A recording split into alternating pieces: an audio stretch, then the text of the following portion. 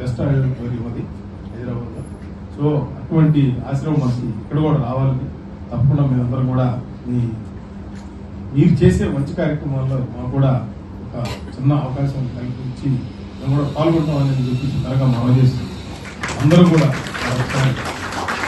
శివ జయంతి సందర్భంగా ఒకటే గుర్తుపెట్టుకోవాలి. చాలా మందికి ఏంటంటే చావు పుట్టుకలు ఎంతసేపటికి పెళ్లిళ్ళు బర్త్డేలు ఆరంభాలు చేసుకుంటారు, చనిపోయిన వాళ్ళ గురించి పట్టించుకోరు. కానీ అది పట్టించుకునేది ఒక శివుడు మాత్రమే. అందుకే నాకు ఆయన అంటే మహా ఇష్టం. ఎందుకంటే ఆవుల గురించి ఇది ఇందాక చెప్తా ఉన్నారు ఇద్దరు. ఈ సమాజంలో ముఖ్యంగా పుట్టిన తర్వాత మన భారతీయ సంస్కృతి సంస్కారం సాంప్రదాయాన్ని కూడా మర్చిపోయి డబ్బు వెంట పరిగెత్తడం మొదలైంది జనాభా. ఇది మనకు బ్రిటిషర్స్ టైం అంతకుముందు మొఘల్స్ టైం నుంచే ప్రారంభమయ్యి చివరికి మనకి ఏదైతే వేద పాఠశాలలు ఆశ్రమ పాఠశాలలు ఉన్నాయో వాటన్నింటినీ తీసివేసి ఇదంతా కనుక ఉంటే వీళ్ళని మనం ఈ కంట్రీని మనం నాశనం చేయలేని దుర్బుద్ధితో అన్నీ కూడా మనకి ఇంగ్లీష్ మీడియం అవసరమే. కానీ మనకి ప్రపంచానికే ఆదిగురువు లాంటిది మన భారతదేశం. అందరికంటే ఆదిగురువు పరమశివుడు అనుకోండి అది.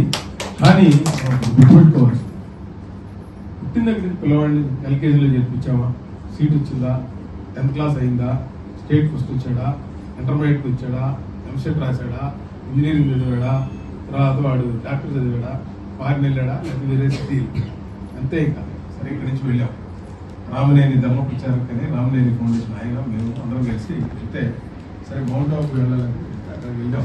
అక్కడ ఉన్నటువంటి మన ఆశ్రమం ఏదైతే ఉందో ది బెస్ట్ ఆశ్రమం ఇన్ ద వరల్డ్ చెప్పాలంటే. ఎంత డిసిప్లిన్ అంటే నేనే ఆశ్చర్యపోయాను. మనుషులు ప్రపంచంలో అమెరికా వాళ్ళు, లండన్ వాళ్ళు, చైనా వాళ్ళు ఆ దేశాల డిసిప్లిన్ గురించి మాట్లాడతారు. అది చూసి నేర్చుకుంటే మన భారతదేశం సగం బాగుపడుతుంది. మొత్తం బ్రహ్మ ఆశ్రమానికి టైం కానీ చేయగలిగితే డిసిప్లిన్ ఎలా ఉండాలి అంటే ఎవరు కానీ పని చేసుకుంటూ వెళ్ళిపోతా ఉంది. ఎవరో ఒకళ్ళు నువ్వు తప్పు, నువ్వు లైన్లో ఉండదు అసలు ఎవరికి లేదు.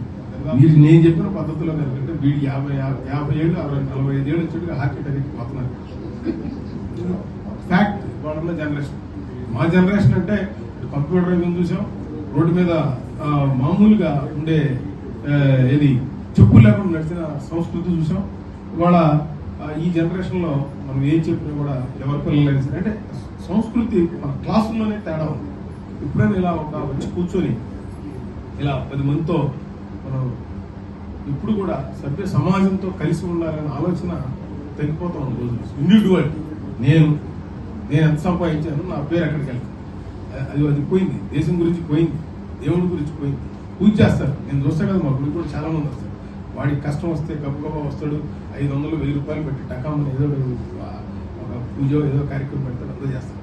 ఆ పక్కన ఉన్నవాడు పేదవాడు ఉంటే వాడికి 100 రూపాయలు ఇచ్చే టైం కూడా వాడు సమస్య వచ్చింది. అసలు రోజు మనం డైలీ కూడా పూజా కార్యక్రమం నారాయణని ఇందాక చెప్తా ఉంది, నరుడు నారాయణగా చేయటం, మరి నారిని లక్ష్మీదేవి చేయటం, మన భగవంతుడు మన ఇచ్చినటువంటి అవకాశాన్ని మానవ జన్మ అనేటువంటి ప్రమాణం ఈ అవకాశాన్ని మనం వాడుకోలేకపోతున్నామని బాధపడాల్సింది పోయి ఎంతసేపు ఈ ఆరాటం పోరాటం. నేను రోజు చూస్తాను, రోజు కనీసం 2-3 చనిపోవడం చూస్తాను. ఎందుకంటే నేను పాలిటిక్స్లో ఉన్నా కాబట్టి నాకు అదొక కార్యక్రమం. నాకు అనిపించింది శివుడి దగ్గరికి నేను దరిదాపు నెలకి ఆ విగ్రహం పెట్టి ఇప్పుడు 8 ఏళ్ళు అవుతుంది.